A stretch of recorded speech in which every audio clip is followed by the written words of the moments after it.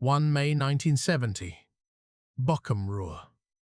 A works council man in a grey jacket signs a wage agreement and writes in his notebook, "Careful, small, dangerous.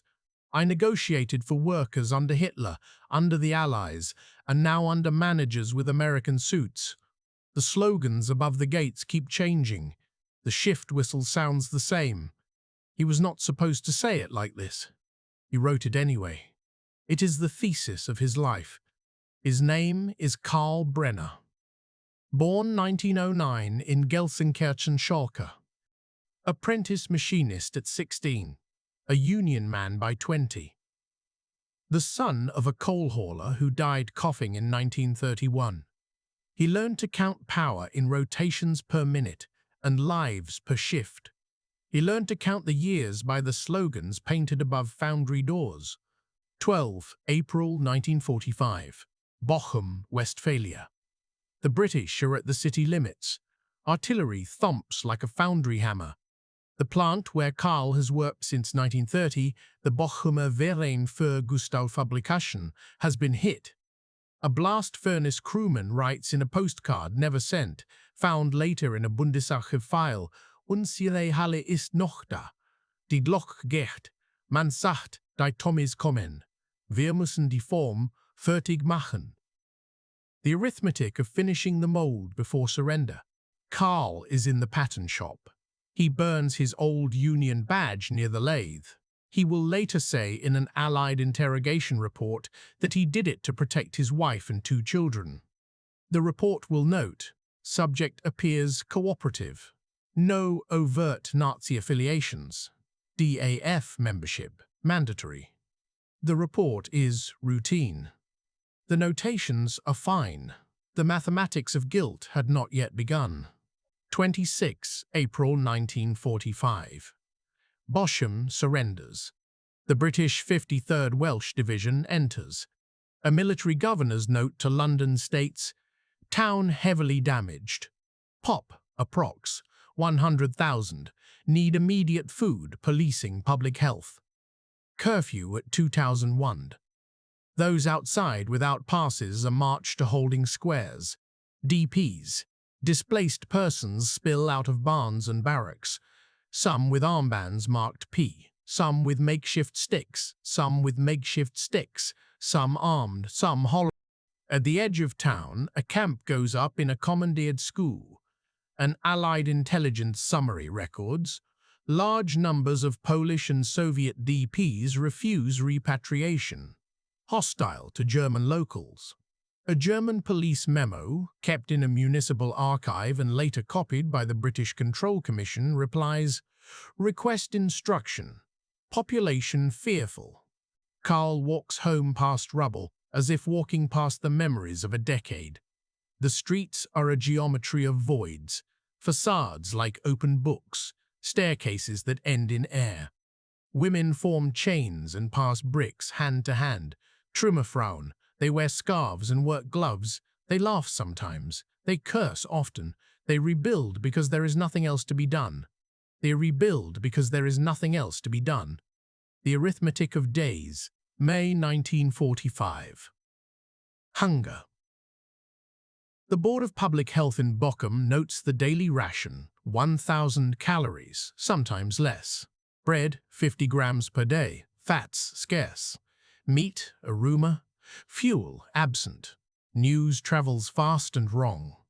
Cigarettes become currency. A pack of Lucky Strikes equals a week's wages, then a month's. British soldiers from the Yorkshire Regiment trade chocolates for bicycles. In an Amgot Allied military government report, a major writes, "Black market rampant, unavoidable. No civil administration at full function. Hunger, winter likely." Karl queues at a distribution center that used to be a theater. He carries a ration card with his name in precise black letter. He hates the card. He needs it. He buys a string of onions with 2 American cigarettes that he got by scavenging behind the officers' mess. He is ashamed, but he is hungry. He does not write about the shame. He will recall it only when his granddaughter asks about the shame. He will recall it only when his granddaughter asks about the taste of 1945. Muffen. June 1945. Denazification begins. Fragebogen arrive. The questionnaires are 93 questions long, then 131 in some zones. They ask whether you joined, gave, spoke, attended. They ask what you read and where you worked. They ask about clubs and donations. They ask whether you believed. They ask whether you denounced. They ask about friends. Karl sits at his kitchen table with an armband from his time in the factory's German Labour Front, DAF Liaison Committee, and the memory of a 1932 strike that failed. He writes carefully, "No NS-DAP member. DAF membership mandatory. Position as Vertrauensmann for peace rate grievances." He uses the official word Vertrauensmann, trusted man, for what he did. He had argued with managers under the DAF's Beauty of Labour scheme about washrooms and ventilation and the rate at which one man could turn the crank of productivity without breaking his wrists. He had learned to bargain under banners that said Gemeinschaft. He had learned the arithmetic of negotiating in a dictatorship. Pretend not to challenge, then ask for something small, then take something that looks smaller, then claim it is victory. It is not absolution. It is practicality. The Spruchkammern open. Special tribunals. Denazification boards. Categories are printed like grades in a schoolbook. Hauptschuldige, major offenders. Belastet offenders. Minder belastet, lesser offenders. Mitläufer, followers. Entlastet, exonerated. There are figures to tally. Millions fill forms. Millions fill forms. Millions pass through hearings. The system needs speed. The system needs thoroughness. The system cannot have both. In Karl's Spruchkammer file, kept in the Land Nordrhein-Westphalen archives, there is a note dated 12 September 1946. Brenner, Karl. No NSDAP number. DAF functionary at plant level. Statements by comrades indicate he helped men with grievances. One accusation that he attended an SA concert in 1934, he claims it was mandatory. Recommendation, Mitläufer, fine commuted due to destitution. The mathematics of guilt defaults to follower because the wheels must turn. Senior managers at the Bochumer Verein receive similar categorizations. 1. A director who signed orders for forced labor allocations in 1942 receives Minder belastet.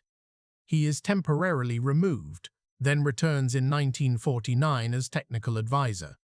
The arithmetic is brutal and clear. To get coal, one needs the men who ran coal. To get steel, one needs the men who ran steel. The files note it without comment. Summer 1945. The British divide the industrial heartland into districts of control. The Ruhr is a special case. Coal is the prize. Coal is the calculation. Coal is caloric power measured in kilowatt hours and political power measured in wagons. An occupation report from the British Element, Control Commission, Germany, Labour Division, notes, no coal, no reconstruction, no reconstruction, no political stability, no stability, no democracy.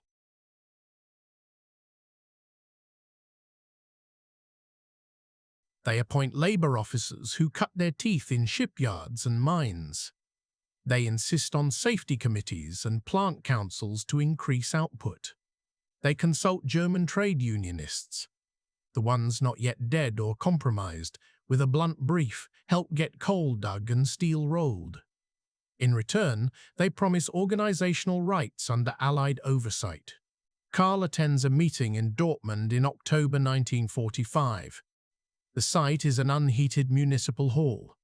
Representatives from pre-1933 unions, many with thin faces and new suits, gather. Minutes in a DGB founding packet record the debate. Some want a reconstitution of Weimar-era multiplicity. Others want a unified structure. The voices are careful. British officers sit in the back. The decision is made, one union per industry, unified into a central federation for the Bizone and then for the new state to come. The name is Deutscher Gewerkschaftsbund, DGB. The old IG Metall reappears, not as a copy of its old self, but as a new legal entity under Allied license. The mathematics of revival, new names, old souls, careful. 5. November 1945. Bochum.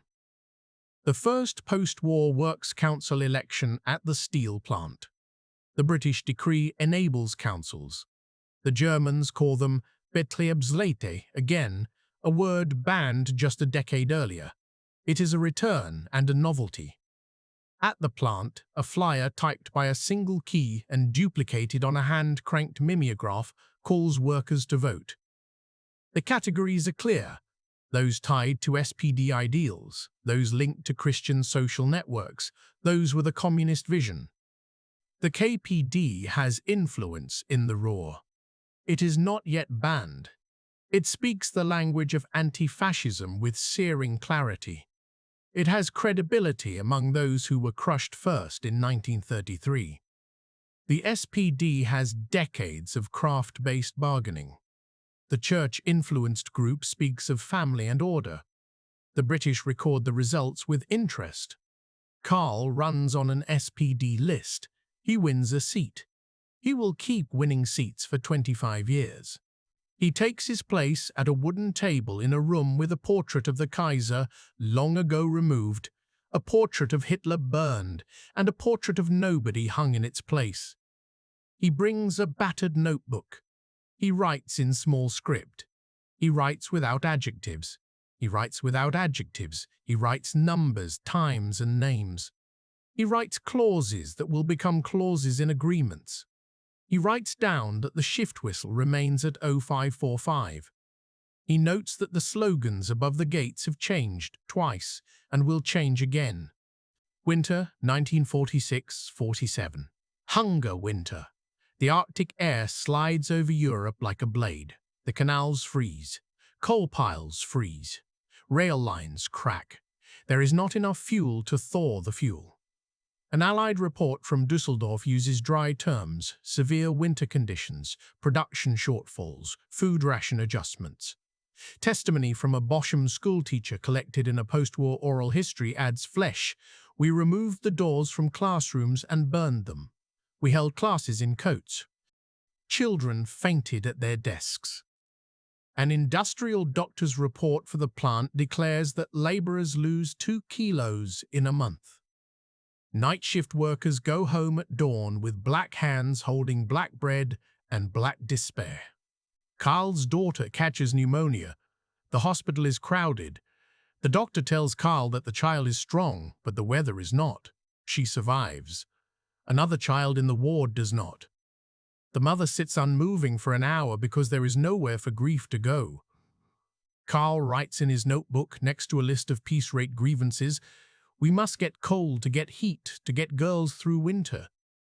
It is an equation. It is an equation. It is a prayer disguised as economics.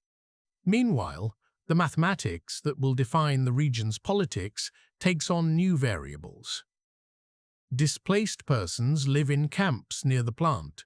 They are formally segregated. Many do not want to mix with Germans. The Western Allies allow Jewish DPs to self-administer. The Polish committees are militant. Some DPs visit the plant offices to claim wages stolen during their forced labor.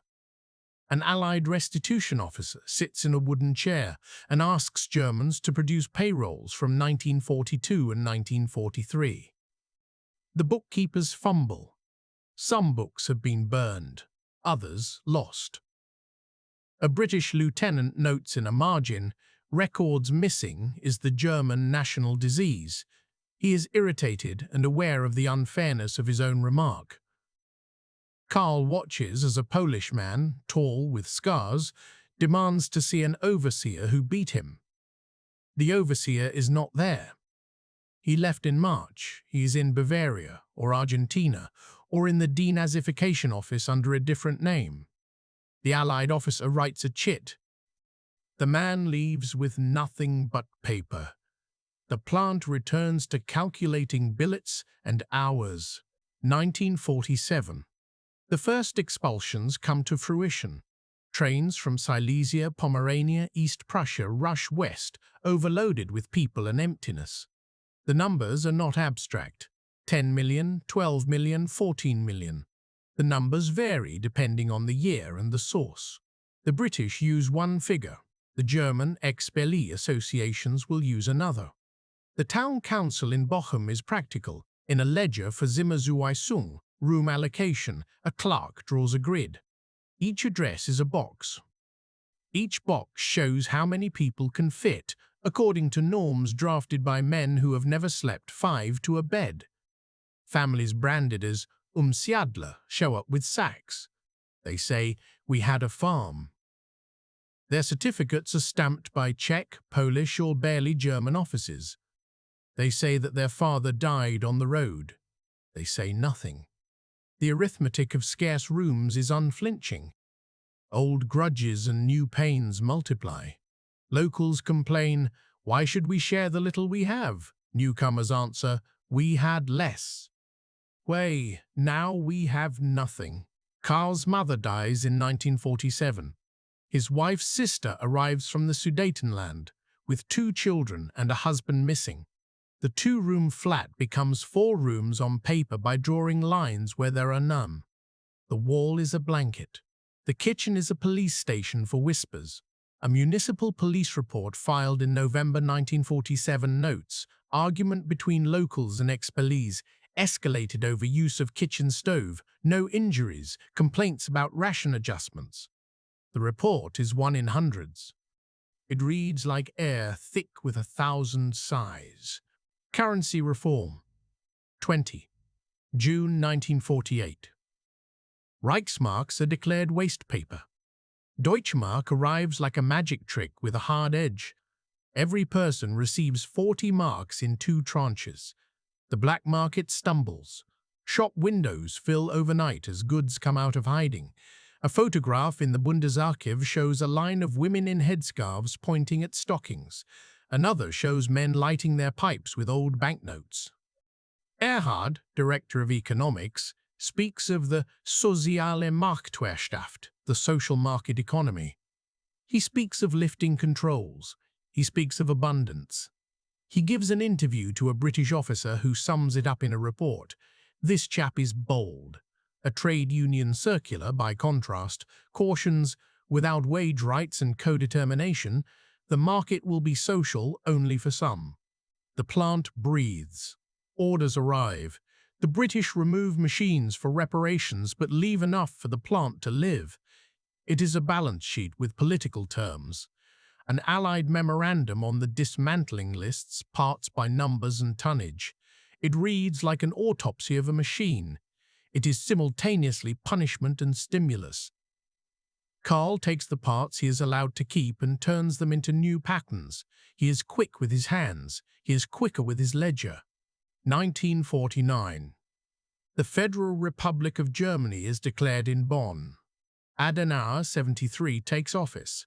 He is pragmatic and Western. He needs unions to be stable. He needs the left to be tamed. He needs the old administrative class to return under various legal covers.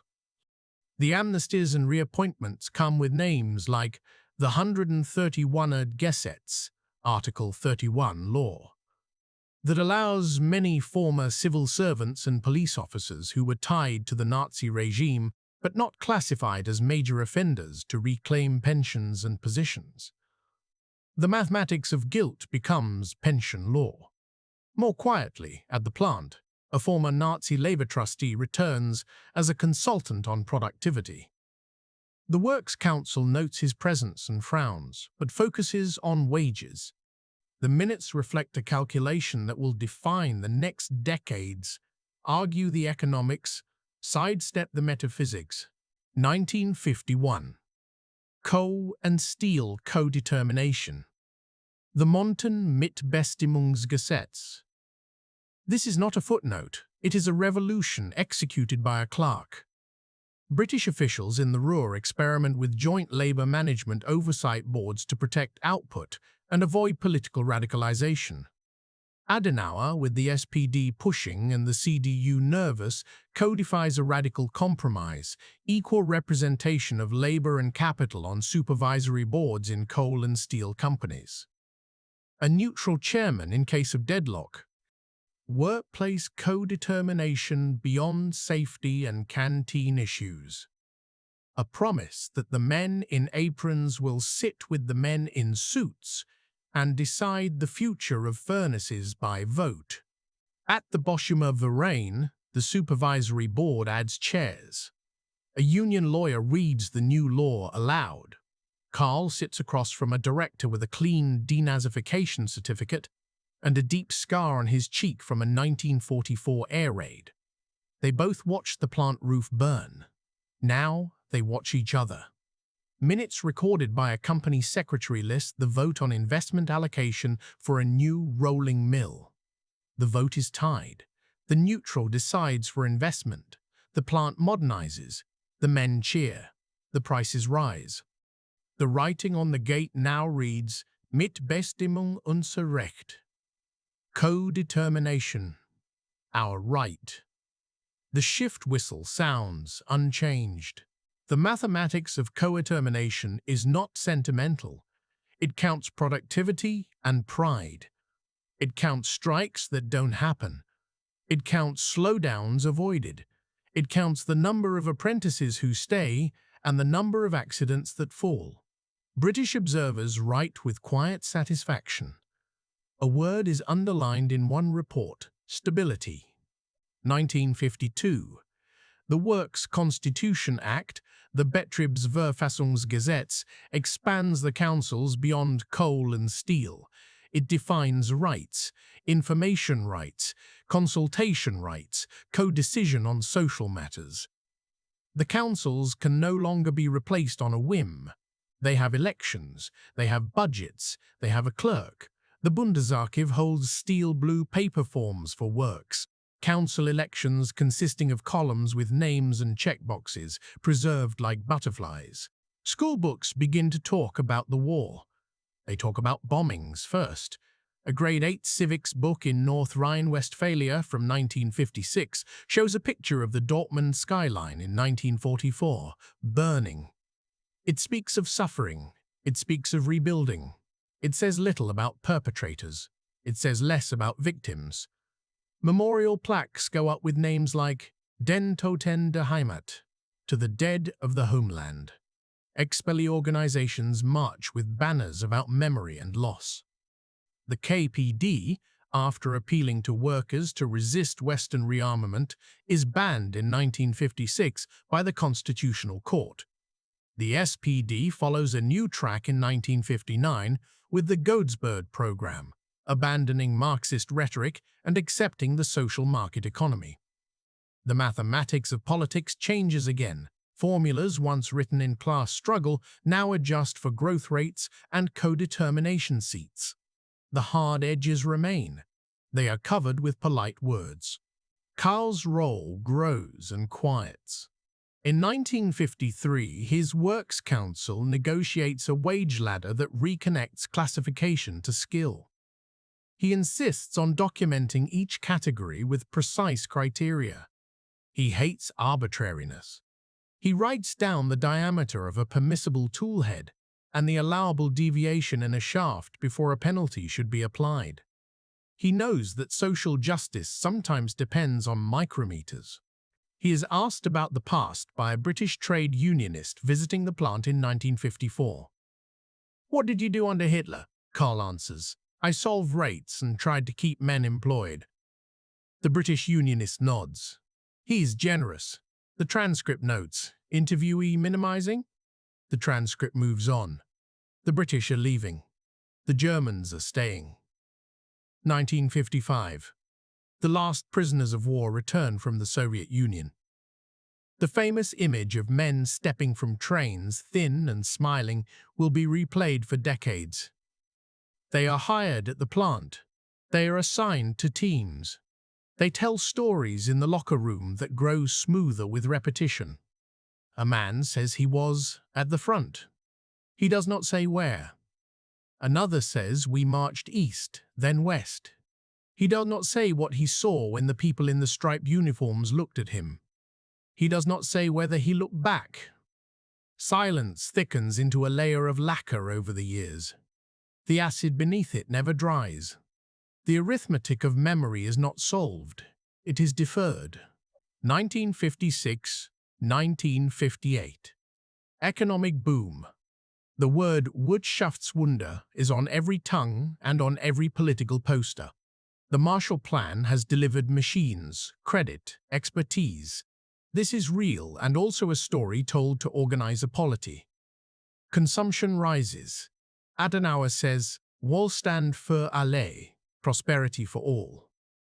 Ludwig Erhard holds up a pack of cigarettes and says something like, as luxury items become normal, normality becomes possible. The DGB calls for wage increases. IG Metall organizes strikes over wage structures and the rationalization, blue law, seeking to control the speed of mechanization that threatens older craftsmanship. Records of strikes in Württemberg in 1956 indicate careful choreography and restraint. In the Ruhr, the coal crisis of 1958 is the first tone of a future pattern. The demand curve dips, mines close. The arithmetic of abundance discovers minus signs. The Works Council at the plant notes in a meeting, we must prepare for reclassification and retraining. Karl sits in the chair. He is now 50, with calloused fingers and a back that aches when the weather changes. Gastarbeiter arrive. Italy first, then Spain, Turkey, Yugoslavia. The Ministry of Labour signs agreements. The trains bring men who sleep in barracks and cook food that smells different. It is a small revolution. The Works Council lists workplace integration issues. In 1962, language barriers texted to training budgets, canteen menus adjusted, jokes to be policed quietly. A Turkish apprentice writes in a letter preserved in an oral history collection, "The older men call me Mustafa, even when I tell them my name is Hassan. But Herr Brenner told them to say my name as it is." This detail is small. It matters. The arithmetic of belonging is advanced by a syllable pronounced correctly. 1963-1965. The Auschwitz trials in Frankfurt. The press writes about gas vans and selections. The courtroom is filled with numbers and names. Testimony is read in German to a German public that says it did not know. Some did not. Some did. Most half knew. The words on the page attack the lacquer. Young Germans read. They go into factories and ask their fathers questions that do not sound like questions but like accusations. Where were you? The fathers answer with the arithmetic of necessity. At work. Feeding you. This is true. It is incomplete. Karl is asked by an apprentice in 1964 whether the plant used forced labor. He says yes. He says he argued to put civilian laborers on the lighter machines. He says he cited safety. He says he did not quit. The apprentice's face twists. The Union Youth pamphlet asks to connect co-determination with anti-fascism. The Union elders sigh. They want to move forward. The young insist on looking back. The minutes of the DGB local assembly show a debate. Should the Union sponsor a memorial at a nearby DP cemetery? They do. It is modest. It takes 2 years to collect funds. It is unveiled in the rain. An Allied Grave Commission representative attends, now in a civilian suit. He thanks them. The speech is printer's Gothic. It is also human. Schoolbooks change. The pictures of bombed cities share pages with pictures of camps. Across the page, the words "Nie wieder" are printed, never again. They are heavy, big letters. They are also contested. Bund der Vertriebenen, the Expellee Association, writes about their losses. The DGB writes about solidarity. The DGB writes about solidarity. The discourse is a tug-of-war over the arithmetic of victimhood. 1966's second recession. The first serious post-war unemployment. The plant slows. Shift rotations change. The Works Council negotiates Kurzarbeit, short-time work, so men do not lose their positions. The inclusion of that word in the minutes, Kurzarbeit, marks a compromise. The arithmetic of dignity is performed with hours and percentages. The workers agree to work 4 days instead of 5. The company agrees not to lay them off. The Friday whistle is silent, but the place is still a place, not yet a memory. 1968. Student revolts in West Berlin and Frankfurt. The Red Dot movement in the Ruhr, wildcat strikes and protests against fair, increases and bureaucratic arrogance. A wave reaches factories. The slogans are radical. The Works Council is seen by some as too tame. A leaflet distributed at the Bochum plant gate by a group calling itself Rotzelmetall calls the DGB the long arm of capital. The phrase is brittle, overly simple. It resonates with the man who has worked for 2 decades signing agreements with men in suits. Karl is angry. He is also thoughtful. He calls a meeting with apprentices and invites a former forced laborer, now living with his German wife in Gelsenkirchen, to speak. He speaks of hunger and work and complexity. He says that codetermination saved nothing in 1943. He says that codetermination saves something in 1968. He is not sure if that is enough. The room is quiet. The minutes do not record. Oral history does. That same year, Karl finally accepts an invitation to visit a DP memorial near the plant. The crosses are small. Some names, many blank plaques. A sign reads in Polish and German, simple. For those who worked and died in chains. He runs his fingers down a stone. He wants to apologize. He cannot formulate a sentence that is both honest and bearable. He takes off his hat, because he is a man of his time, and stands for a minute measured in heartbeats and chimneys in the far distance. He writes nothing about it. He will mention it once in 1973 to his granddaughter, who will not forget. 1969. A new federal government. Cold War arithmetic with social sums. Willy Brandt speaks of mehr Demokratie wagen, daring more democracy. Ostpolitik is born. The DGB supports it with measured words. The Works Council at the plant sends a telegram, support détente. Peace supports wages. The manager files the message. He does not replies the message. He does not reply. And now, 1970. The wage agreement of May.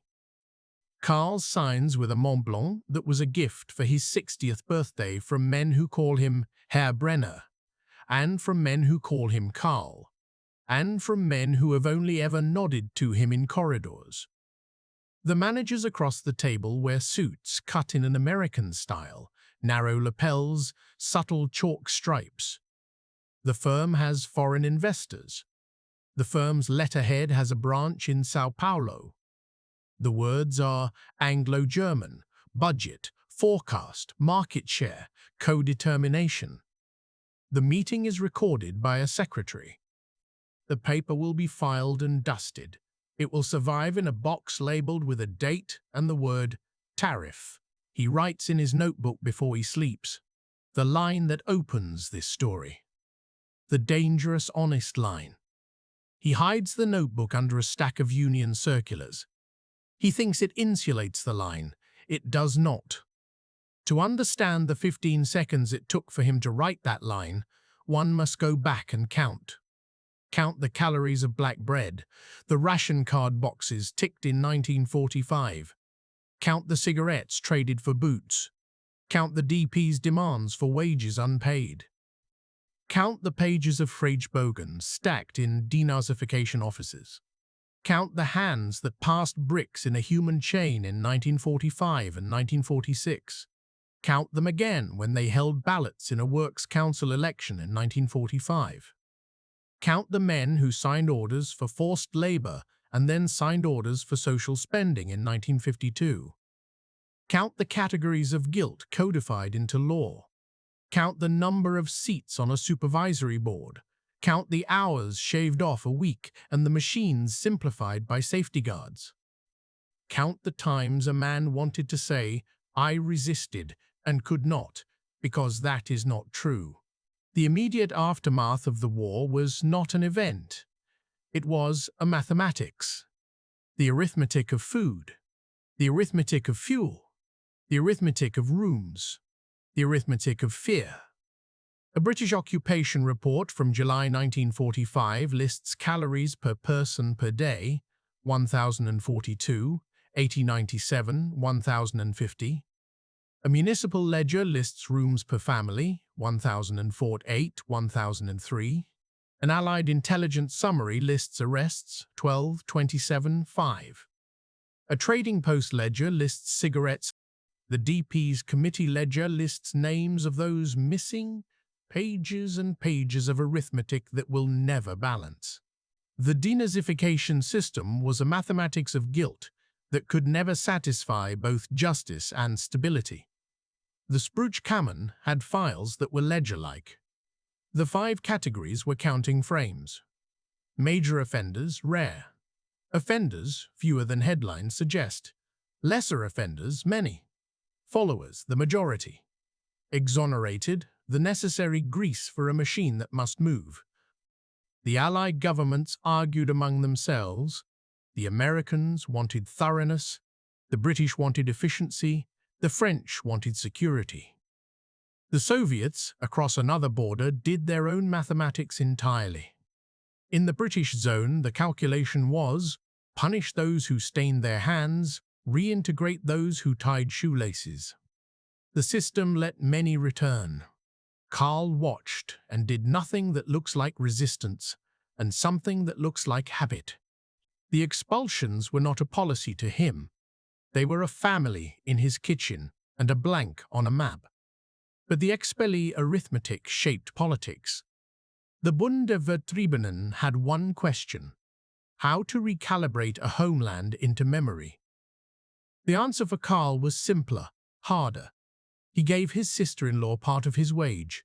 He taught her son to file a shaft. He kept his mouth shut when he wanted to complain about the bathroom. He wrote in his notebook, 5 persons, 1 toilet. Allocate mourning by shift. He reduced sorrow to schedule. It was a kindness disguised as bureaucracy. His contact with victims came in paper and in flesh. The Allied restitution claims were numbers on a form. The DP standing at the plant gate in 1945 was a body and a stare. He knew what had been done in his name, not because a pamphlet said so, but because a man showed him a scar and asked him for money owed by a system. He did not know what to say. He gave a cigarette. He walked away.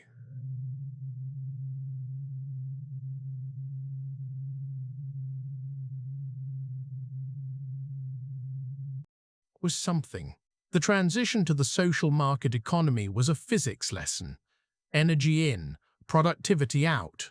Marshall Plan shipments documented in crates and itemized lists. Machine tools with dull edges and bright promises. The new system required new rituals. May Day returned as a protest and a picnic. The factory canteen started serving coffee that did not taste like roasted barley. The unions have seats at tables. The managers wear suits with American shoulders. The language becomes full of charts. The bargains are struck on grid paper. The old German virtues of punctuality and completeness become values in a democratic factory. The unspoken bargain sits under it all. Do not ask too loudly about the past. Do not betray the present by breaking the machine. Codetermination is the emblem of this. Participation without rupture. Influence without seizure. It has defenders and dissenters. It is a way of living with memory by converting it into minutes. There are margins, and they are important. The schoolbooks slant memory in one direction in the 1950s. The student movements tug them another way in the 1960s. The lawsuit that reopens a past in 1964 is recorded in a newspaper with photographs that shock and anesthetize at the same time. The rituals at factory gates shift from devotions to production to devotions to peace. The Americans open libraries in the Ruhr. Young men with longer hair bring chi posters into locker rooms. Old men shake their heads and remember portraits of a different man on a different wall. The plant absorbs it. The whistle is indifferent. Carl's diaries are dry. He uses numbers the way priests use prayers. He writes that on 2 May 1933, trade union offices were raided, comrades arrested, and that by 8 May 1933, he wore a DAF pin to work. He writes that in November 1938, he saw the broken glass on the road outside the haberdashers that was owned by a Jewish family, and that he swept his own shop before dawn to avoid stepping on fragments. He writes that in 1941, the plant supervisor gave him a list of men for night shift and that 2 Poles were added. He does not write their names. He writes that in 1944, an Allied bomb split the east wall of the pattern shop, and that in 1945 a British soldier gave his son a chocolate bar. He writes that in 1951 he voted for the Union candidate to the supervisory board, and that in 1952 he signed the first contract with Social Matters. He writes that in 1958 his friend lost his job when a mine closed, and that he helped him write a letter to the unemployment office. He writes that in 1968 he spoke at a youth meeting, and that he was shouted at, and that he did not take it personally because he had shouted at elders once in 1930. He writes that in 1970 he signed the agreement and wrote the line that begins this story. He is not heroic, he is not villainous, he is a system person with a sense. He is one of the many who made the arithmetic of the Federal Republic add up. He filled in forms, he sat in meetings, he made sure the machine did not fall apart. He cut the corners he could without cutting throats. He looks, in the only photograph that survives from 1947, slight and